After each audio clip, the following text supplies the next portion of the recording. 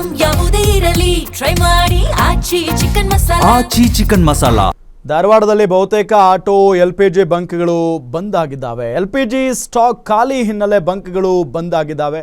ಧಾರವಾಡದ ವಿದ್ಯಾಗಿರಿ ಬಳಿಯ ಜಿಯೋ ಬಂಕ್ ಬಂದ್ ಆಗಿದೆ ಅನ್ನೋದು ಗೊತ್ತಾಗ್ತಾ ಇದೆ.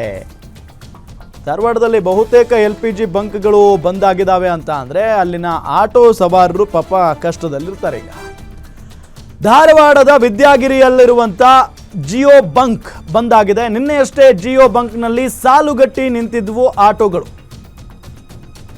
LPG ತುಂಬಿಸಲು ನೂರಾರು ಆಟೋಗಳು ಸಾಲುಗಟ್ಟಿ ನಿಂತಿದ್ವು. ಆದರೆ ಇದೀಗ ಜಿಯೋ LPG ಬಂಕ್ನಲ್ಲೂ ಕೂಡ ಸ್ಟಾಕ್ ಇಲ್ಲ, ಹಾಗಾಗಿ ಬಂದ್ ಆಗಿದೆ.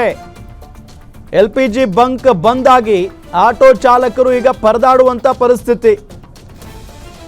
ಇದು ಧಾರವಾಡ ಮಾತ್ರ ಅಲ್ಲ, ಬೇರೆ ಬೇರೆ ಜಿಲ್ಲೆಗಳಲ್ಲೂ ಕೂಡ ಇಂಥದ್ದೇ ಪರಿಸ್ಥಿತಿ ಇದೆ, ಇಂಥದ್ದೇ ವಾತಾವರಣ ಇದೆ. LPG ಸ್ಟಾಕ್ ಖಾಲಿ ಆದಂಥ ಹಿನ್ನೆಲೆಯಲ್ಲಿ ಬಂಕ್ಗಳನ್ನು ಬಂದ್ ಮಾಡ್ತಾ ಇದ್ದಾರೆ ಮಾಲೀಕರುಗಳು. ಇನ್ನೇನು ಮಾಡೋದಕ್ಕೆ ಸಾಧ್ಯ? ನೋ ಸ್ಟಾಕ್ ಬೋರ್ಡ್ಗಳು ಕಾಣಿಸ್ತಾ ಇದ್ದಾವೆ ಬಂಕ್ಗಳಲ್ಲಿ. ನೋಡಿ, ಅಲ್ಲಿ ಆಟೋಗಳು ನಿನ್ನೆ ಸಾಲುಗಟ್ಟಿ ನಿಂತ್ಕೊಂಡಿದ್ವು.